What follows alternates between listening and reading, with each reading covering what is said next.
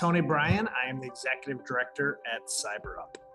Tony, thanks so much for making time joining us on the Avid podcast. Very excited about the conversation that we're about to have. Before we do that and talk about all the great things you're currently building with CyberUp, give us a thumbnail version of your career prior to that. Ooh, my thumbnail version of my career. So, I am a college dropout. I went to college after high school, didn't have a great time. I don't find that I was ready for it mentally or emotionally. After that experience, found myself in the United States Army, and had a really good career in the Army. Spent 9 years active duty. As a military police soldier, drill sergeant duty, team leader, squad leader, lots of different jobs in that function. The op tempo of deployments. I had 4 kids at the time. Op tempo was crazy with deployments to Iraq and Afghanistan, and I didn't really see, that being conducive to raising a family of 4 kids and being married. So, my wife and I made the tough decision to get out, and landed into this random world of nonprofit leadership. And, I've been doing this for the past nearly 14 years, and feel very fortunate to have landed at the head of CyberUp, and, very proud of the work we currently do within our organization.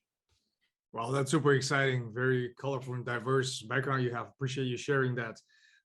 So tell us a little bit more about CyberUp. What problem are you guys solving, and essentially the types of services that are being provided?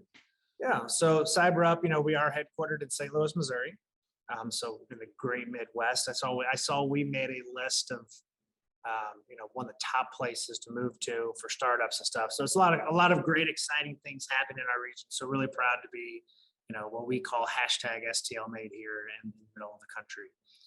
As a nonprofit, our mission is to cultivate the cybersecurity talent pipeline for today and tomorrow. Right? We've all seen the statistics, or I'm assuming we've all seen the statistics that there's a massive shortage in cybersecurity talent across the country, right, and the world. I think we're well over 500,000 open roles, and today they're going unfilled.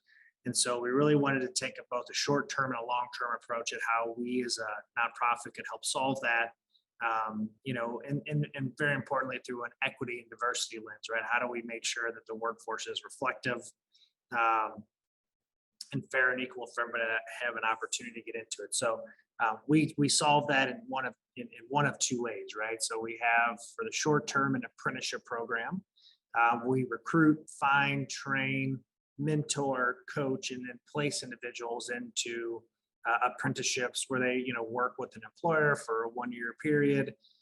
They leave that with experience, 2 industry recognized certifications, mentorship, and have gotten paid throughout the time that they've been able to do that. We do apprenticeship, all across the country. We have, we're very early in the adoption of apprenticeship in cybersecurity as the 3rd program in the United States. So I've been at it for just about 5 years, and I'm proud to say and think we have the best apprenticeship program in the country. And then the long-term approach here is, we've got to get in front of middle school, high school students. They're the future.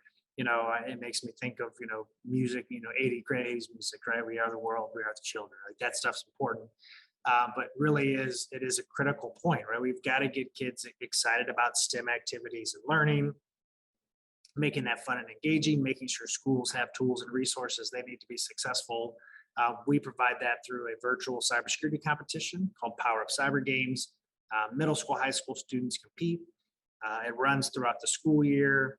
Each month is a different topic. They have access to a cyber gym where they get a practice, curriculum, videos, content, that they get a, spark an interest and really gamify, learning and gaining cybersecurity skills. We started that in 2020, and this is our 2nd season. So we have about 1,000 kids in 18 states right now competing in things like cryptography, open source intelligence, Linux, and a myriad of other topics. Not intended to, be a recruitment tool for us. These are pathways, right? There are lots of, and we're going to talk about skills in a little bit, but there are lots of ways for you, junior, senior in high school to get skills, community colleges, 4-year programs, boot camps, apprenticeships. Pick which one's best for you. here's a job. We just want to be that catalyst of, inspiration for them to see it as a pathway that they can obtain and actually pursue and get to. Well, that's super exciting. There's so much to uncover there with everything that you guys are building. So being in cybersecurity yourself and in talent acquisition for quite some time, in terms of the trends that you're personally very excited about, or the ideas that you research out there in terms of the market shift and where things are going, share some thoughts with us from that perspective on what are the trends that you're mostly excited about. It's been interesting to see over the past, I'd say 3 years, right? And I think COVID really kind of thrust this into the forefront. Companies are starting to look and be creative in how they're onboarding and hiring talent, right? The days and age of just, I'm going to have a very traditional college recruiting program and going to these 5 universities to get my 5 people, or 10 people, however many it may be. Those days are over. There are a lot of kids. I have, 4, as I mentioned earlier, I have a 17-year-old who's a bright, smart kid that has zero interest in college, right? He will find other alternative ways to get a career, and he would be a great prospect for somebody to hire. So we're getting to this point where we have to look beyond just that traditional college recruitment, look at things like apprenticeship or non-traditional paths that exist out there. As a resource, we have to relook, do I need a person that has a degree in a technology job? Is that a requirement or predictor of that person's success? For me, college education is important, right? I think it's, I was able to go back to school and get a degree. And I think it's important because it gives that individual, oftentimes a little bit more control of their future, right? Because there's a large propensity of companies that don't, that still do require degrees. And so like, if I'm able to check a box on a lot of those applications, then that gives me a leg up over somebody that doesn't. So, that degree is important, but not always necessary to get a foot in the door.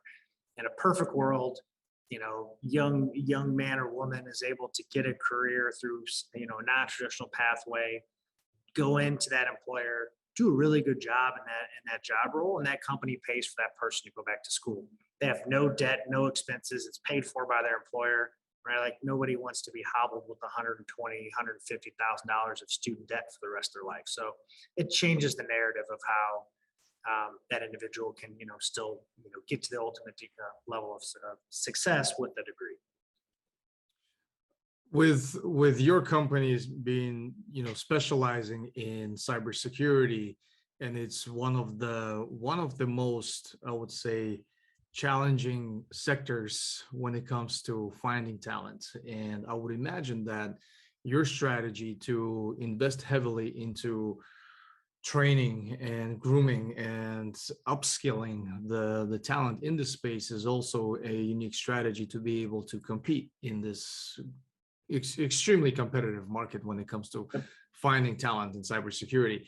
Tell us a little bit more about that strategy in terms of, you've mentioned a lot of the activities that you guys do. I believe I heard you say cyber gym even. So things like that, it's a unique value proposition, and at the same time, it allows organizations that you partner with to tap into talent that not necessarily, sitting on the bench or available readily for another engagement. Share some thoughts from that perspective with us. So, we're unwinding from a global pandemic, right? There were a lot of people in the country that were displaced, right? In the background in my brain, that pause of, coming to work in place every day has like thrust automation and which in theory is going to make people less employable, right? The more and more I think of McDonald's, right? You go to McDonald's now, the person behind the counter is becoming non-existent because there's now a screen that I'm doing. So as the jobs change, and COVID, I think, sped that process up quite a bit for companies, there are a lot of people that are out there that are going to have to go out, find new skills in a different way, and look at, okay, how do I pivot to what I would, what we reference as either a pandemic resilient career, or some sort of, resiliency in their skill set that makes them marketable, regardless of what global economic situations happen or global, pandemics happen. So, we found a lot of, career transitioners that were coming into our program during the height of COVID. They were trying to figure out, okay, I'm here, banking's changing. Do I want to go back into this space? How do I find those new skills? And there's lots of great pathways that are to do it. Generally for the past, forever, I find myself in a situation, I'm going to go pick college, right? I'm going to go get a master's degree or something to upskill myself, and it's going to take me a little bit longer. So things like boot camps or pre-apprenticeship is a really good vessel to help kind of bridge that gap in a shorter, more cost-effective way for individuals to retrain. Specific to the question just around training, right? So we've had a couple iterations around our apprenticeship model and just how we've done pre-apprenticeship. When we first started this 5 years ago, we were finding highly motivated people that maybe found themselves displaced, like I just described, and we're going to employers with very little skill set for these folks or any type of pre-training saying, hey, we're going to teach them on the job. They would get a job, they start working, they'd get additional skills, they would carve out time in their work week to, for that additional kind of upskilling or training. What we found really quickly is that was a really hard pill for companies. The non-degree is already a hard pill. Now we're stacking on, hey, this person has no skills, no certs that are transferable in that space. So we had to go back to the drawing board. We added the idea of pre-apprenticeship to get somebody into, if anything that's important, just a pre-apprenticeship, a certification means I come into your place of employment, you and I are having a meeting, and we simply understand the words that each other are saying. If I'm making a transition from banking into cybersecurity, that vernacular is incredibly different, and I'm going to have to Google and write down every third word. So we're going to have very long meetings for my first 3 or 4 months. So added pre-apprenticeship, bolster that individual skills, and it's really taken the program to the next level for those individuals. So cobbling, some cert training, some hard skills are important, right? The idea of the cyber gym. I think the hardest part for individuals, whether they go through our program or somebody else, is like, how do I show you my skills, right? Like if I'm a coder, I can get a GitHub account, I can create some code, create an app, and I can show that to somebody because it's easier to demonstrate that function of coding. In the cyber world, it's a little bit harder, right? Because there's not that type of concrete product creation that's there. But I can still get those skills through things like competitions, much like Power Up Cyber Games, Hack the Box, Try Hack Me, where I can continue to show those things and maybe earn some certificates of participation. So, beyond just the hard skills, it shows a potential hire employer, I care about this. I want to learn. I'm doing these things to do it, and it makes them more employable for that individual. So for your organization, and it seems like you've built that culture of innovation to continuously reinvent yourself and innovate not only the products but also the services and internal processes on how you guys operate. I'm always fascinated just overall with the topic of innovation, and one of my favorite books out there is by my former professor, Experimentation Matters. And he talks a lot about innovation in the form of experiments, where organizations take on these internal experiments, so to say, prototyping almost. Share your thoughts on your views of innovation. How do you go about that when it comes to fostering that culture at your organization? And moreover, when you work with your client companies and they are trying to at least foster that culture of innovation as well, what are some advice that you have, or what are practical recommendations you subscribe to? I mean, I could soapbox on the nonprofit saga for hours and days, right? For example, we're literally the only sector in the world that describes ourselves by what we are not, right?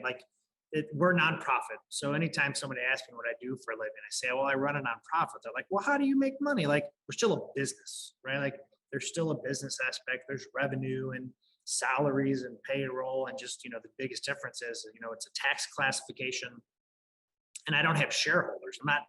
People on my board aren't making money, or there's not profit margins there that are paying dividends or something to investors. So it's really the biggest difference. So, that one soapbox probably being the biggest. And then, with that mindset for me, there's, I don't fancy myself a Sarah McLaughlin sad dog person. It's like going to try to come to somebody and like give you a sob story of why you should give me money. Like that's not how I particularly operate. Like, and that works. Don't get me wrong. Nobody wants to see a sick dog, and we all want to give money or support kids or families because it's all important work. So, with that, it sounds horrible. It totally came out wrong, but none of that is bad. But for us, we want to look at it from tactical, practical ways. How do we help serve people to provide them pathways to prosperity? How do we help youth to show them, this is career fields that you could be? We adopted the traction model, so the entrepreneurial operating system at CyberUp. Our strategic plan was starting to, was coming to an end. We were looking at, what does the next 2 to 3 to 5 years look like as an organization? I've been paid, as a nonprofit consultant to do strategic plan for organizations. And oftentimes they're a 25, 30 page, monstrosity of a document that has, fancy SWOT analysis and all these other like charts and metrics, but like they just generally go up on a shelf and they're printed and they're not actionable. So we looked at the EOS model, which is, 2 pages, and these are your values. This is your mission. This is your value proposition. These are the goals we're working on for the year. We're going to divide those up into quarterly. So it does have a long-term approach, but breaks that down into very bite-sized, actionable things that we as an organization, we're a team of 7, right? So we're not huge. We're, it's kind of lean and mean, but we can all block and tackle those kind of priorities and goals and not overextend ourselves to not be able to do those kind of things. So, that part I would say for us is innovation. And I think just specific to program stuff, right? Like we launched Power Up Cyber Games because of, things that we saw we needed to address just to help get kids and students excited. Educators, teachers, right? Like they're not cybersecurity professionals. Like nobody's going to expect them to go out and learn cybersecurity stuff. So we had to create a platform that made that fairly easy for them and not scary, right? Scary being the biggest thing. I'm already busy. Imagine, I have such tremendous respect for educators over the past 2 years of navigating virtual school and teaching, 5-year-olds kindergarten on a Zoom. That sounds horrendous to me. How do you corral 35-year-olds, into a Zoom and teach you to do it? So we wanted to create a platform that was more user-friendly and allowed a teacher to facilitate more than lead. So that was one. And then specifically around the apprenticeship program for us, we had to get creative, right, of how companies were thinking about how they were hiring and saying, hey, this is the value apprenticeship brings to you, right? Every person who comes to your organization can benefit from a 1-year structured onboarding plan, right? Like that's a win for that person because they're going to have, an end goal in mind. Your hiring managers are going to benefit from having that structure for that individual, so they're not alone and trying to figure out how to make it work for that person.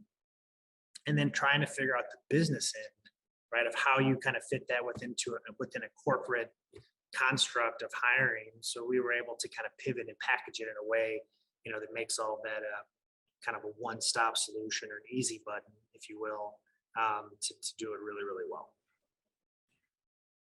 In fully virtual environment, fully maybe even some hybrid capacities that organizations are currently operating under, especially in the past couple of years, when it comes to onboarding candidates virtually or even in the hybrid environment, candidate onboarding is a very complex space to begin with, but when you add another layer of complexity of doing that completely virtually, is another challenge on its own.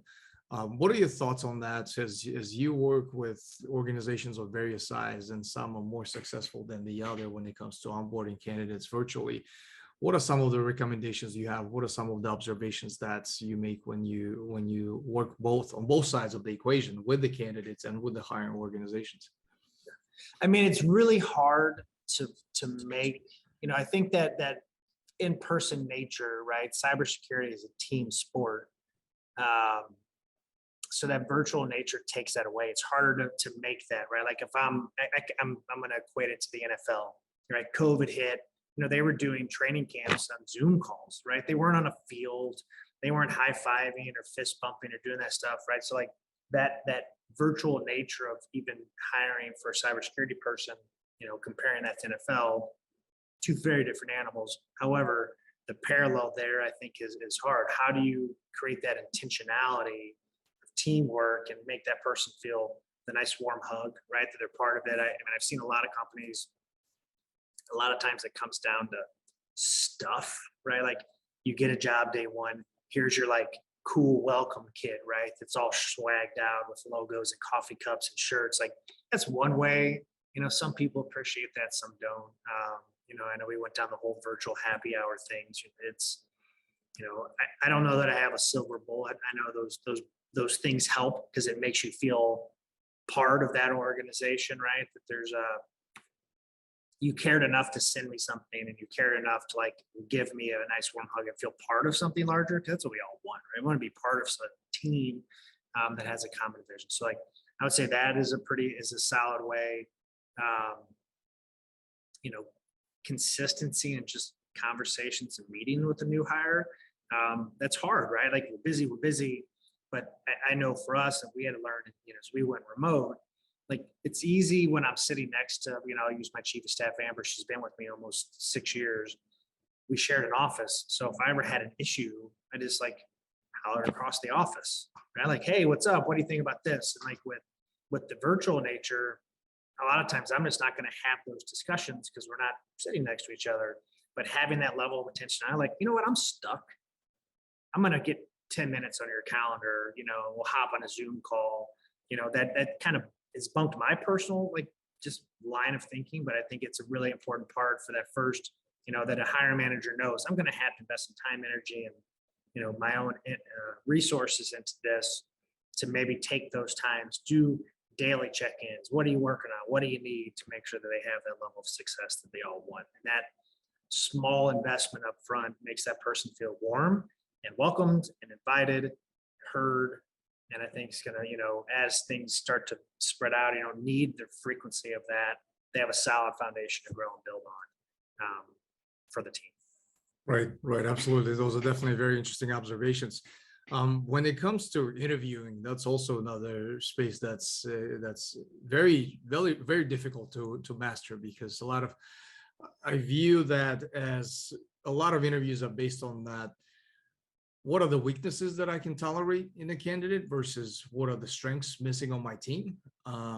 And just overall ability to create that two-way street, that conversation, and give even the candidate an opportunity to make their own determination, then ask their own questions and see if you're the type of leader I want to strive under, or is this the type of culture I can be successful in?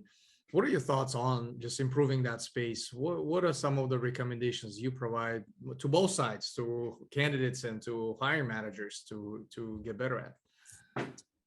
That's a great question, because it's hard, right? I mean, hiring in general across the board is a difficult thing right now, right? Like I was on a call earlier today with a large financial institution in St. Louis that is going back to the office on Monday, right? 2,000 people back to the office, which is, I imagine half the people think that's the greatest thing since sliced bread, and probably the other half are dreading the fact of putting on pants and not wearing sweatpants, to work, and like completely disrupting their life.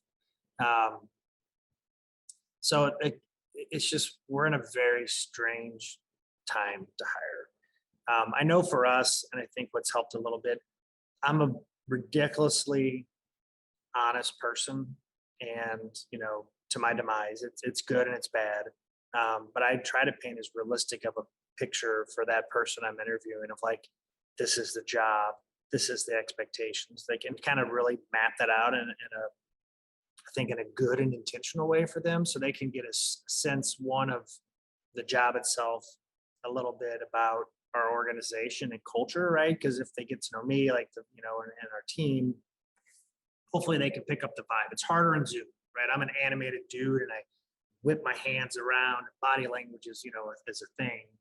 But I think, it requires a little bit more honesty up front, some expectation setting, and I think, a little bit more intentionality in that discussion for a company.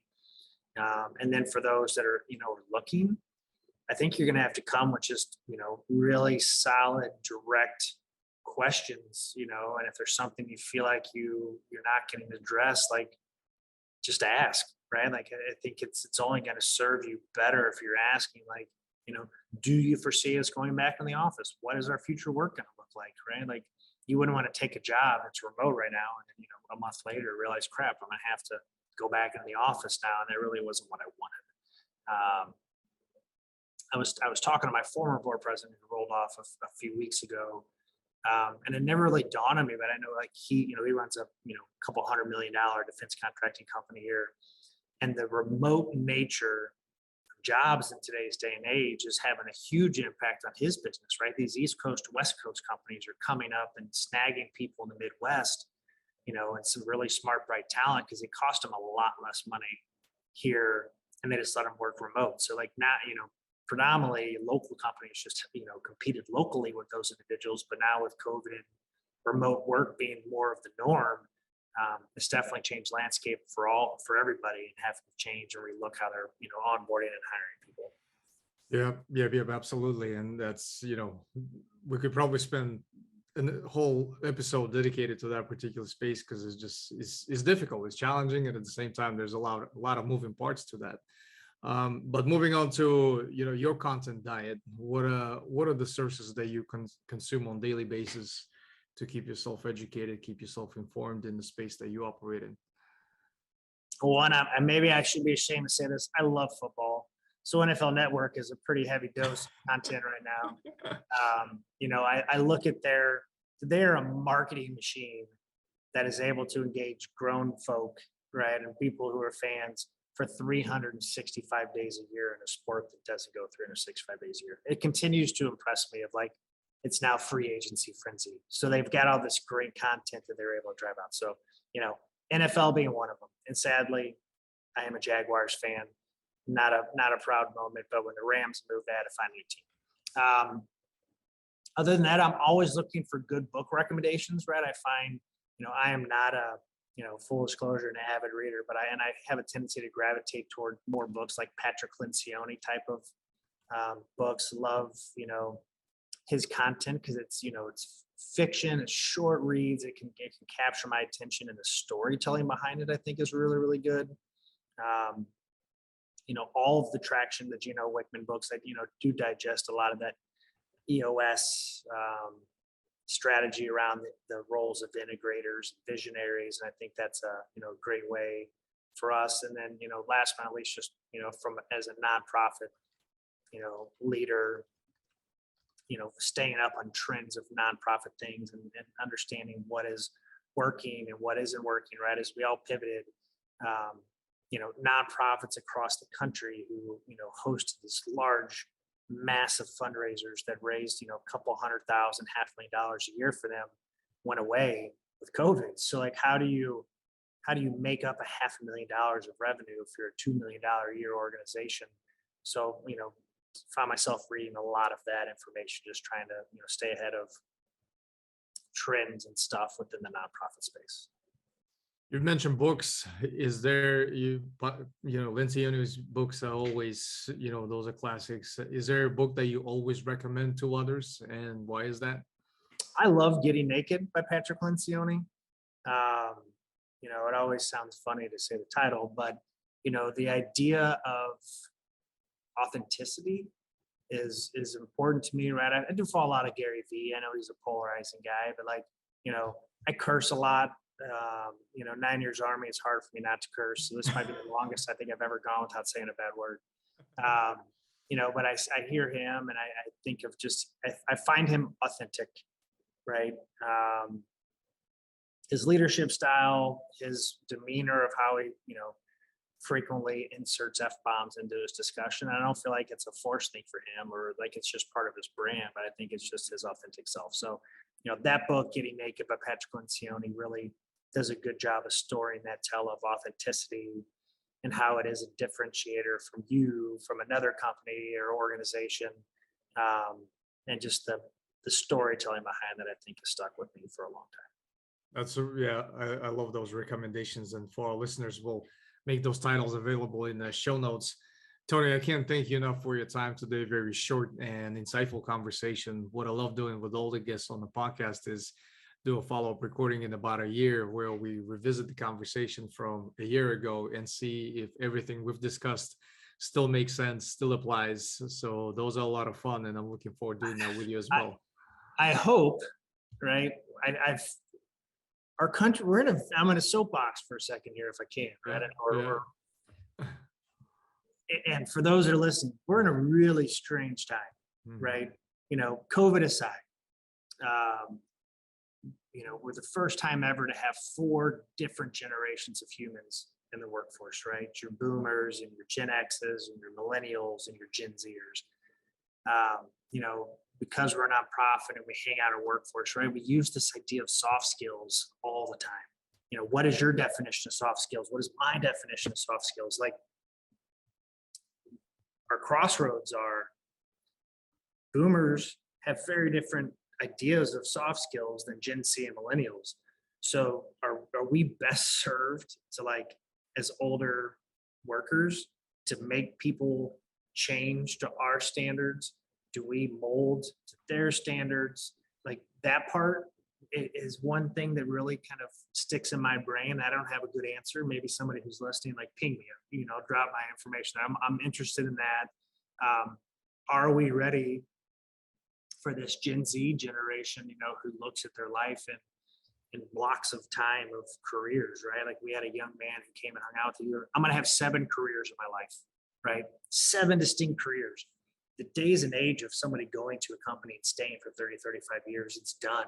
What are we doing as companies to adjust to that, that mindset? And then just this idea of, like, I don't have to go to college for success. Are we making the right choices and decisions as large corporations or small companies to adapt to that mindset? And do we have the right tools and resources? And are we equipping our talent acquisition and HR folks to be creative and nimble, and supporting them the way we need to? I don't have a good answer.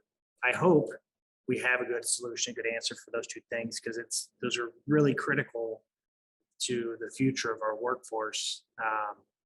This gig economy has definitely made a huge impact, I think, on just the great resignation, right? Like, why do I want to go work for you for 40 hours a week when I could go and, go to Marshall's, buy some crap, sell it on Amazon or eBay and make 25, 30 bucks a sweatshirt, and have the same amount of revenue, or create an Etsy account. Like, that's other companies aren't necessarily our competition anymore. It's those type of roles and functions where people don't want to go work for somebody, and I could go do that stuff and have the same quality of life, or a better quality of life, but the same revenue and income stream for that piece. So, total soapbox. Thanks for letting me ramble, but it's one of those things, like, those are things that I'm laying in bed and going to bed at night thinking to myself, what the heck is going to happen in the next 5, 10 years? What do my kids' careers look like, in the next 5 to 10 years? And I don't know.